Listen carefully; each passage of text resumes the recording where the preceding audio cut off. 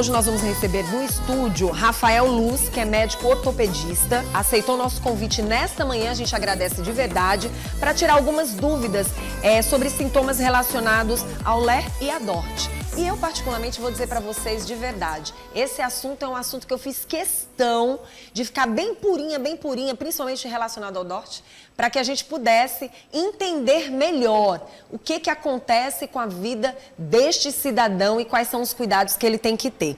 E aí a gente já começa a entender primeiro. O LER, muita gente sabe, mas eu acho que você precisa ficar por dentro, mais precisamente, do que ele é capaz de trazer para você em termos de saúde e até mesmo no seu dia a dia, no local de trabalho. E o DORT também não deixa de ser diferente. A gente quer saber quais são os riscos, o que acontece com esse indivíduo se ele passar por essas situações, né? E que tem muito a ver com essa profissão que fica de olho ali no LER e também no DORT, e a gente quer ficar mais por dentro. E é por isso que a gente convidou o doutor para falar sobre sintomas, dizer para a gente se é relacionado a determinados sintomas só a LER e DORT e por que isso acontece. É um prazer estar recebendo você aqui. Prazer é meu, bom dia a todos.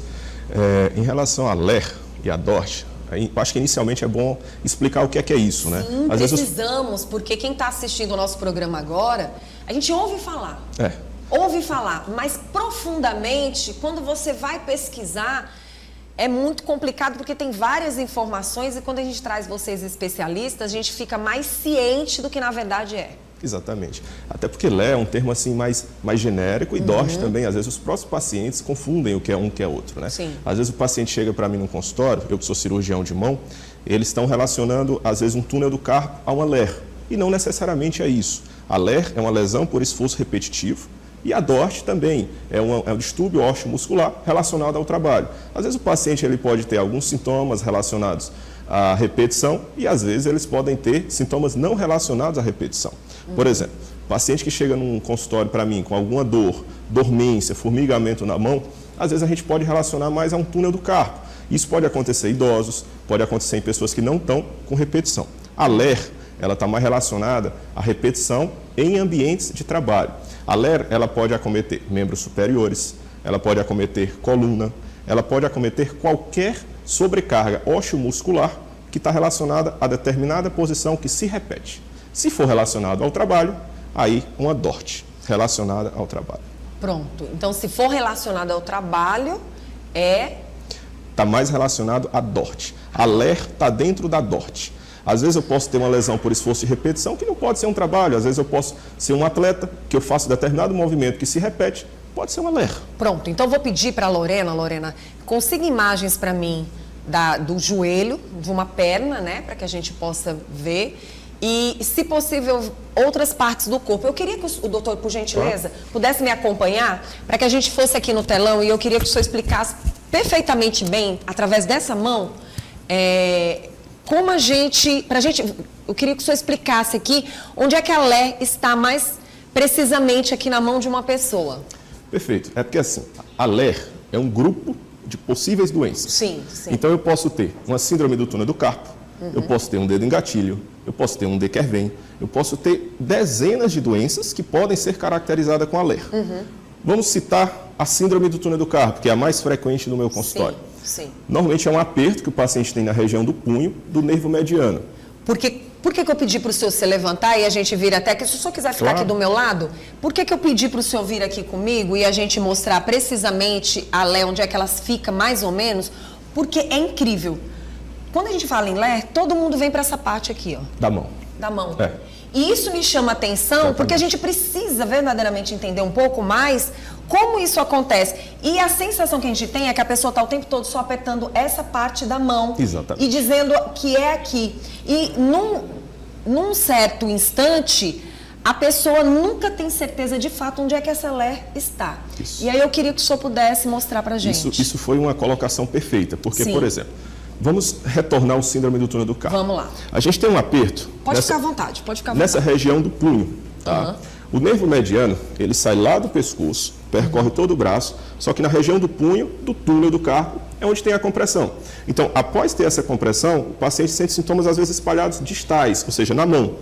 Sintomas no dedo, às vezes ele pode ser sintoma de dormência na palma da mão, isso relacionado a LER. Isso não quer dizer que ele esteja posicionado só lá na palma da mão? Não, não necessariamente. Às vezes, por exemplo, um paciente que tem compressão cervical pode dar sintomas na mão. Então a LER... Também. A LER não é como se fosse uma, digamos assim, uma tumoração que você consegue localizar. A LER, ela tem, dependendo da doença que a LER causou, ela tem determinados pontos, por exemplo, de compressão. Se for nervo, o mais comum é no punho. O microfone do doutor tá ok? O som tá ok? Ótimo. Doutor, então vamos lá.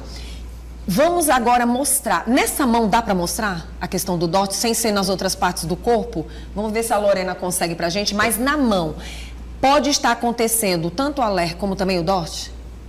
Na mão? Pode. Porque assim, o que vai diferenciar a LER do DORT não é o fato de estar na mão... Já tem gente fazendo perguntas aqui, ó. Já tem gente querendo fazer perguntas aqui. Pode continuar. Não é o fato de estar na mão ou em outro local. A LER está mais relacionada a esforço de repetição. Sim. A DORT, mais relacionada a algo diretamente ao trabalho. Sim. Então, numa mão dessa, é porque essa imagem está mais dorsal, a gente está vendo mais o dorso da mão. Sim. Os mais comuns acometimentos são o quê? Os gatilhos, que são relacionados na base de cada dedo. O túnel do carpo, que é uma compressão no punho, só que pode dar sintomas na mão completa. Sim. E tem uma doença que é muito comum em gestantes, que me procuram vários pacientes, que chama-se tenossinovite de Dequervain. Ai, meu Deus, o nome já é difícil da gente querer pesquisar. É um nome complicado para uma doença simples e que traz muita complicação, né? Na verdade, um dos apertos do tendão do polegar, nessa região do punho, muitos pacientes têm problemas. Isso é comum não só em quem tem LER, mas gestantes, vários pacientes que têm repetição de movimentos. Pronto, quando o doutor fala assim, eu queria chamar a atenção para alguns tipos de profissões de trabalho que podem provocar o DORT e que, de uma certa forma, pode acontecer de você estar com LER e, ao mesmo tempo, com DORT? Claro, claro. Sim, né? Sim, porque algumas profissões que fazem repetições manuais, elas têm muito mais predisposição do que pacientes que não têm aquela posição fixa. Então, assim, vamos citar como exemplos, às vezes, operadores de caixas, a pacientes que estão costureiras, pacientes que usam muito trabalhos manuais. Cabeleireiro demais, não só na mão, no ombro. Pacientes que têm repetição de movimentos, como essas e como várias outras, pode ter também. Às vezes, por exemplo, um vigilante que fica muito tempo em pé. Às vezes ele não está repetindo tantos movimentos, mas em ficar fixo numa posição só, a gente pode considerar sim uma LER. O jogador de futebol é uma das pessoas que sofre muito na questão da parte dos joelhos, das pernas? Sim, aí a gente já está entrando talvez não em lesão de esforço e repetição. Às vezes já está entrando talvez em lesões osteomusculares relacionadas a esporte, a outros problemas. E o DORT vai estar? Não. Aí depende, se for, por exemplo, um jogador profissional, alguma coisa assim relacionada a um ambiente mesmo de trabalho dele, a gente pode se enquadrar como DORT. O mais comum em jogadores é ter lesões traumáticas. A gente não pode confundir tudo que for osteomuscular com DORT. Pronto. DORT mais relacionado ao trabalho. Vamos voltar para lá, doutor. Vamos voltar para lá para que a gente possa, de uma certa forma, fazer esse trabalho maravilhoso, porque a gente precisava explicar. É impressionante. Tem gente que a gente precisa ver, mostrar, senão a pessoa não entende e vai ficar a vida inteira a gente só falando e as pessoas não entendendo nada. E a gente precisa passar essa informação para você que está assistindo o nosso programa, que tudo que a gente precisa, na verdade, é trabalhar esse outro lado, esse lado necessário e importante do que a pessoa está sofrendo. Porque todo mundo fala de LER, todo mundo fala de LER, a boca é LER, mas o DORT não se fala tanto. Não se fala tanto. Às vezes, talvez por ser um nome um pouco menos popular, assim, um pouco mais difícil do que a LER, mas o mais comum que é falado realmente é a LER. Só que se você for ver bem, um diagnóstico de LER não é um diagnóstico tão simples. Porque um diagnóstico de LER, a gente tem que avaliar ambiente de trabalho, a gente tem que avaliar movimentos de repetição, a gente tem que ver se o paciente desenvolveu aquilo relacionado realmente a uma repetição. Porque, por exemplo, eu posso desenvolver os mesmos sintomas e não necessariamente ter repetição de movimentos. Então, toda vez que o paciente chega, isso aí é bastante comum no consultório, bancários, vários pacientes que atendem já perguntando, doutor, eu tenho LER? Aí eu disse, vamos com calma. Vamos primeiro dar um bom diagnóstico, porque às vezes o paciente está com aquela ideia que tem LER na cabeça e não está focando no tratamento. Então, se eu tenho, por exemplo, um gatilho, um Dequervain, um túnel do carpo, e eu trato aquilo ali especificamente, ele tem uma vida de trabalho normal e não necessariamente tem LER. Então, o diagnóstico de LER, ele tem que ser muito bem dado. Pronto. E aí eu queria que o senhor falasse a respeito dos riscos. Quais são os riscos de verdade do LER? Por exemplo, quem está acompanhando o nosso programa, a gente vai entender quais são os riscos do LER e quais são os riscos do DORT. Né? O que eles podem trazer de danos para a vida desse cidadão que precisa trabalhar, que precisa lidar com a vida dele no dia a dia. Então, assim, a gente precisa entender melhor se tem tratamento e quais são os riscos. Perfeito. Para saber o tratamento é importante ter um diagnóstico, né? Então o paciente, ele realmente, que nem você falou muito bem, às vezes ele atrapalha totalmente o trabalho dele. Um paciente que tem um túnel do carpo, às vezes ele à noite acorda com a mão muito formigando, já tem um sono totalmente desregulado por conta da complicação dele, fora a própria alimentação no trabalho. Às vezes o paciente pode ter uma redução de preensão manual, ou seja, ele vai pegar alguns objetos, não tem tanta força, já tende a derrubar. Ele não tem aquela destreza manual, por exemplo, uma costureira que vai pegar uma agulha, principalmente objetos pequenos que acomete da LER ou da túnel do carpo, ele não tem tanta precisão. Então, às vezes, vários pacientes perguntam, eu estou praticamente quebrando a minha cozinha inteira, eu estou derrubando um prato, eu estou derrubando uma agulha, eu não estou tendo firmeza na mão. Então, isso atrapalha muito a vida do paciente. Pronto. E assim, tem cirurgia, é feito com tratamento através de medicamentos, a fisioterapia entra... Enfim, a gente quer entender melhor. Perfeito. Tratamento tem e tratamento resolve. É importante a gente até tirar um mito que existe, que LER não tem cura. LER tem cura. Muitas pessoas se assombram quando imaginam que tem LER, porque muitas dizem assim, vou me aposentar. Exatamente. Isso é praticamente na boca de quase todo mundo. Exatamente. O paciente pensa, doutor, eu tenho LER, então... Acabou minha vida. Acabou minha vida, eu queria só um medicamento para resolver. Calma. Vamos dar um diagnóstico bom. Às vezes você tem um tratamento e consegue se livrar disso. Então, o tratamento, ele vai depender, obviamente, de qual doença está na LER. Porque eu te falei, a LER, ela tem uma dezenas de doenças que podem ser LER. Vamos focar no que eu foquei ali no túnel do carpo, por exemplo. Um túnel do carpo, dependendo do grau que ele está, às vezes o tratamento ele vai de medicamentos, às vezes ele vai de órteses, que são aquelas luvinhas de proteção no punho. A fisioterapia, a terapia de mão, especificamente, é essencial. Isso para casos iniciais. Casos mais avançados, a gente tem um tratamento cirúrgico. Hoje em dia, a gente faz aqui já no Piauí, técnicas endoscópicas para a mão. Por incisões pequenas, de 1 a 1,5 cm, a gente consegue fazer um tratamento numa síndrome do túnel do carpo. Descomprime o que está apertado, o paciente consegue melhorar daquela, eu sempre, entre aspas, o nervo dá uma respirada, a gente tira aquele aperto do nervo e ele começa a melhorar da dormência. A longo prazo vai melhorando a força manual. Então, eu considero que a LER, dependendo da doença, tem tratamento. E bom. Quando as pessoas demoram muito para buscar esse tratamento, aí sim pode se piorar a situação? Com movimentos das mãos, corre o risco da pessoa perder esses movimentos? Com certeza. Vamos focar nessa doença. Sim. A gente pode falar de outras. O túnel do carpo. O túnel do carpo tem um grau. À medida que esse aperto do nervo ele vai progredindo, eu posso ter uma coisa chamada atrofia muscular. O que é isso? O nervo é o responsável por dar alimento ao músculo, faz a contração. Se aquele nervo ele não está funcionante, o músculo também vai perder a função dele. E ele vai atrofiando, ele vai secando. Atrofias musculares, ou seja, mortes de células musculares, são irreversíveis. Então, a gente tem que pegar aquela doença, por isso que a prevenção, um bom acompanhamento é importante. A gente tem que pegar a doença em fases que a gente consegue fazer o tratamento. Então, às vezes, o paciente posterga muito e chega para a gente com um resultado já mais avançado de doença.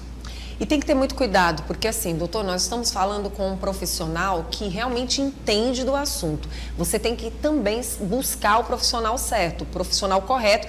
E é interessante que você vá num profissional, mas se possível, você faça mais pesquisa sobre o assunto, porque tem pessoas que já de primeira procure saber se esse profissional já tem especialidade no assunto, se ele realmente já é um cirurgião, já é um profissional que realmente entende de todas as doenças, para que você não tenha dúvida. Quando você tem dúvida, é interessante que você faça mais pesquisas, que você procure entender melhor. Não pode aguardar a doença dentro de casa, não pode aguardar o problema dentro de casa. O que pode piorar?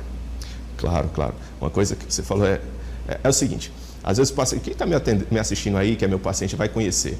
Às vezes eu boto o nome do diagnóstico e eu explico no consultório e eu ainda faço questão. Procure na internet um pouquinho sobre isso.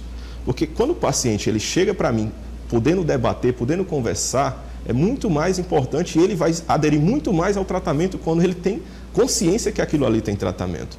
Então, se a gente não faz às vezes até desenho para o paciente mesmo. Então, se o paciente ele não tem aquele controle da própria doença, a sabedoria do que ele tem, às vezes ele não quer tratar porque ele não sabe. Então, se o paciente ele tem ciência do que ele tem, se ele tem confiança de que tem tratamento, o paciente vai atrás. Então como pode piorar e como pode melhorar? Se ele não fizer um tratamento adequado, ele pode piorar toda a progressão da lei. Aí vai chegar no momento realmente que o tratamento é ineficaz. A gente fala de movimentos repetitivos, a gente fala do quanto as pessoas devem primeiro entender quais são os tipos de doenças que estão ali naquela mão. O que se confunde com LER ou com DORT? Tem alguma doença que venha se confundir? A confusão com LER e com DORT, ela não tem tanto, porque normalmente quando o paciente chega com LER e DORT, a gente trabalha dentro de um grupo de patologias meio de repetição. O que se confunde, na verdade, é o que é doença da LER e o que é uma simples doença. Um dedo, vamos mudar um pouco agora do túnel do carpo. Vamos passar para um dedo em gatilho. Às vezes o paciente tem um dedo em gatilho, um idoso de 70 anos, que a gente vê que não tem tanta repetição assim. Mas um paciente, às vezes, um bancário que digita muito, pode também ter um dedo em gatilho. E aí, o dedo em gatilho é da LER ou o dedo em gatilho é um dedo em gatilho? Então, isso aí vai, através da anamnese, né, da consulta, da conversa, a gente vai investigar possíveis pontos que a gente consegue mudar do ambiente de trabalho. Um gatilho que o paciente ele tem repetições de movimentos, a gente se enquadra na LER. Um gatilho que o paciente não tem movimentos de repetição é um dedo em gatilho. Então, o tratamento em si vai ser para a doença que o paciente está desenvolvendo e para o ambiente de trabalho também. Para quem fez a cirurgia, como é que é esse tratamento pós-cirurgia? Tá. Só relembrando, a cirurgia, não existe uma cirurgia para LER. Existe uma cirurgia, na verdade, várias cirurgias específicas para cada doença que a LER desenvolve. Certo. No túnel do carpo, a gente faz umas cirurgias, hoje em dia a gente faz endoscopicamente, né? São técnicas mais precisas, menores, com resultados a curto prazo bem melhores, né? A recuperação menor. Então, o resultado da cirurgia vai depender principalmente do grau que o paciente chegou até a mim. Se o paciente chegou em estágios iniciais, o resultado é muito bom. Se o paciente chegou em estágios mais avançados, a gente explica o paciente, a gente explica que o resultado cirúrgico vai depender, obviamente, do grau da patologia dele, mas que mesmo assim, se for bem indicado, ainda vai, no mínimo, estabilizar a doença dele. Bom, eu não sei se cabe a gente fazer esse tipo de pergunta, mas é bom porque a gente tira uma dúvida. Quando acontece, por exemplo, da pessoa sofrer com esses movimentos, a alimentação vai influenciar ou não? Influencia em parte. Por quê? Um dos fatores predisponentes, por exemplo, de doenças relacionadas a LER, que se confundem com a LER, por exemplo, um túnel do carpo, um dedo em gatilho, podem estar relacionados, muito comuns em pacientes que têm, por exemplo, hipotireoidismo, em pacientes que têm diabetes. Então, se eu faço um balanço alimentar para estabilizar minhas taxas sanguíneas em relação a isso, consequentemente eu vou ter uma boa resposta da patologia em si. É importante a gente falar sobre isso porque o que o senhor acabou de falar tem a ver com as doenças, diversas doenças que às vezes você tem no seu corpo e que acabam trazendo outros problemas por causa dessa doença. Às vezes você não tem uma boa alimentação, às vezes você acha que está tudo muito bem e você leva a tua vida como se não tivesse nenhum problema. Às vezes tem doenças crônicas que você não leva muito a sério o que você tem que cuidar. E tem pessoas que vivem só do medicamento. Acham que um medicamento é tudo na vida do ser humano. E o medicamento não é 100%. Ele é 50% do que os outros 50% vai depender muito de você. Com certeza. Então, assim, a gente cai não só na LER, não só nas doenças, a gente cai na vida, né? A gente cai na medicina no geral. Uma boa alimentação, bons exercícios físicos, bons hábitos diários, isso aí é muito mais do que metade de qualquer tratamento. Então, a gente faz retoques pontuais para poder corrigir algumas possíveis doenças, né? Pois é, doutor. E aí a gente fica imaginando, quando a gente fala em DORT, aí o doutor me deixou uma pulguinha atrás da orelha. É os DORT ou é o DORT? Não. É o DORT, e se for os DORTs, são vários. O DORT é o quê? Distúrbio osteomuscular relacionado ao trabalho. Certo. O paciente pode ter 2 distúrbios, então pode ser os DORTs. Pronto, era isso que eu queria entender melhor. E aí, doutor, o que chama a atenção da população é justamente tentar tirar da mente das pessoas que Tem LER? Não, agora eu vou me afastar, não vou mais trabalhar, não tem mais tratamento. Segue o conselho dos amigos. Ah, eu já tive. Então, se eu já tive, estou aposentado. Isso vai acontecer com você. Porque isso foi algo que se colocou na cabeça das pessoas e como é difícil de tirar da cabeça de milhares de pessoas. Demais. Assim, duas coisas que a gente tem que levar em consideração. Obviamente, se o paciente está num determinado meio de trabalho, que aquele meio de trabalho ele está causando uma repetição, vários pacientes, às vezes, a gente pede, inclusive, auxílio de alguns médicos do trabalho para fazer algum ajuste laboral que consiga ajudar a gente no tratamento da LER. Isso a gente tem que fazer. Certo. A gente não pode simplesmente o paciente estar naquele meio de trabalho e deixar ele lá. A gente, às vezes, se a gente notar que o meio do trabalho é o essencial na LER daquele paciente, a gente pede até um ajuste de função, alguma coisa laboral. Mas uma coisa que você falou muito importante, às vezes o paciente tem medo do tratamento. Principalmente... Tem medo de saber da doença. Medo de saber da doença. Não é uma sentença. E isso está muito relacionado, talvez, a técnicas mais antigas. Às vezes, os túneis do carpo, por exemplo, eu sempre foco no túnel do carpo, porque dentro da LER é uma das patologias mais frequentes. Tá? Então, o túnel do carpo, antigamente, eram feitos com incisões enormes. O paciente, às vezes, tinha incisão da palma da prega de flexão palmar até próximo ao dedo, incisões de 5, 6 centímetros. Então, isso aí, às vezes, assustava. O paciente tinha resultados ruins. Quantos pacientes já chegaram para mim e disseram, doutor, eu não vou operar porque a minha vizinha, a minha amiga disse que operou e não ficou boa. Então, isso está relacionado não só a umas técnicas mais antigas, hoje a gente tem técnicas mais modernas, como principalmente a um bom diagnóstico.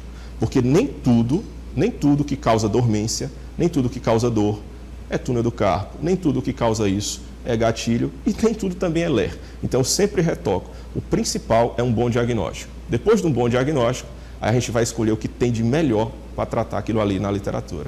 Pronto. Doutor, o que me chama a atenção é que não se falava tanto de LER antes da tecnologia e se falou demais de LER, principalmente depois da tecnologia, porque cabeleireiro sempre existiu, vários outros profissionais que fazem movimentos repetitivos, mas eu acho que a própria tecnologia, ela realmente chamou mais atenção para esses problemas. Ah, com certeza. Hoje, se a gente pegar esses celulares, a gente consegue ver o tempo de uso, né? Então, eu desafio vocês pegarem o celular de vocês, muito provavelmente vai ter pelo menos 5 horas de uso por dia. E olha os dedinhos. E os dedos não param, né? São tendões, são nervos que se movem pelo menos 5 horas ali só nisso. Fora o resto do trabalho, né? Fora um cabeleireiro, fora um costureiro, fora quem digita, bancário, todo mundo, né? Então, é o dia inteiro com movimento de repetição. Muito bom. Doutor, se faltou alguma informação, se o senhor queira deixar alguma dica e para ajudar quem está assistindo o nosso programa, fique à vontade. Obrigado. Eu acho importante, porque assim, já que o tema é LER, hoje é dia 28 de fevereiro, né? Hoje é definido como o Dia Mundial de Combate à LER. Tá? Então, primeira coisa, para quem está assistindo, às vezes a dúvida em quem procurar, né? Então, não existe um especialista em LER, não existe um médico especialista em LER. O ortopedista, o reumatologista, são especialidades mais próximas, né? Disso. Então, a LER está muito relacionado àquela doença que o paciente vai ter.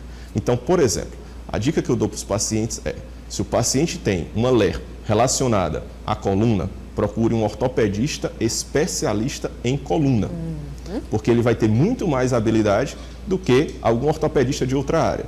Se o paciente tem túnel do carpo, dedo em gatilho, Dequervain, problemas relacionados ao punho e à mão, procure um ortopedista cirurgião de mão. Porque se você faz um bom direcionamento do seu problema, a chance de resultado é muito melhor. Muito bom. E os demais problemas que venham a acontecer, que seja próximo também do ortopedista, é interessante que você faça todos os exames, né? É interessante que você faça todos os exames. Tem na fase da infância, da adolescência, da fase adulta. As pessoas costumam buscar exames, doutor, simplesmente quando estão sentindo alguma coisa. Né? E eu acho que tem alguns exames que eles são necessários. São, claro. Né? O exame, assim, ele é um complemento de uma consulta. O que a gente também não pode é usar o exame exclusivamente para aquilo ali. Sim. Às vezes o paciente quer, doutor, eu quero só um exame. Não, não é assim. Primeiro vamos ter um diagnóstico, vamos ter um acompanhamento, vamos examinar, aí a gente vai lá e faz um exame. Mas um exame é maravilhoso. Exame de ultrassom é simples, um exame simples, que se for bem feito, dá um diagnóstico desse. Verdade. Existem outros exames um pouquinho maiores, por exemplo, uma ressonância, uma eletroneuromiografia. mas o exame em si é muito importante. Bom, eu acho que hoje dentro do nosso mercado, principalmente dentro da nossa capital, do nosso estado, existem vários tipos de profissionais e existem vários tipos de exames que muitos não são nem buscados nem procurados. Essa é a verdade. E às vezes você busca um profissional para que ele passe os exames necessários ali que você quer naquele momento. Você viu que está tudo muito bem, você acha que pode fazer tudo. E não é assim. Corpo responde de várias formas, né? Corpo e mente responde de várias formas. Então a gente chama essa atenção. Inclusive, eu fui fazer um exame para uma determinada situação e descobri outra. Então, eu acho isso muito importante da gente falar. Você vai buscar fazer um exame para uma determinada doença e quando você menos imagina, você está descobrindo outros problemas. Então, é muito importante chamar a atenção da população que não é só o exame de sangue. Às vezes, cabe indo buscar um ortopedista, um reumatologista, você procurar saber mais um pouquinho do que está acontecendo com você, né? Exatamente. Doutor, quem quiser entrar em contato com você, como é que faz? Quem quiser entrar em contato comigo, a forma mais fácil é através do Instagram, né? A gente tem @drrafaelluiz.mão. Lá vai ter um post com todos os locais que eu faço o atendimento. E se for preciso, só me procurar. Tá certo, muito obrigada, tá, doutor? Obrigado. E a gente aproveitou esse momento para trazer essas informações especialmente para vocês e chamar a atenção. Por que a gente parte para esse outro lado do corpo também? Porque a gente tem que aproveitar o ortopedista que está aqui no nosso programa, por mais que a gente esteja tratando de um assunto, quando a gente conversa com as pessoas, são tantas informações, doutor, tantas informações que a gente precisa realmente vasculhar num todo.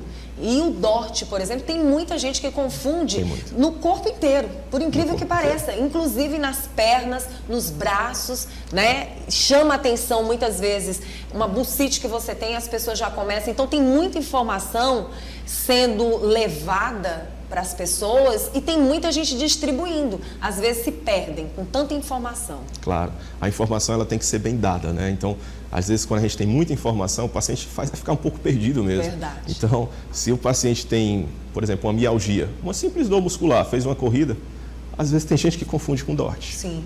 Por quê? Porque às vezes ele não tem ali aquele bom diagnóstico, ele tem muita informação, mas ele não tem às vezes a boa informação. Então, a boa informação vai dar um bom diagnóstico e um bom diagnóstico vai dar um bom tratamento.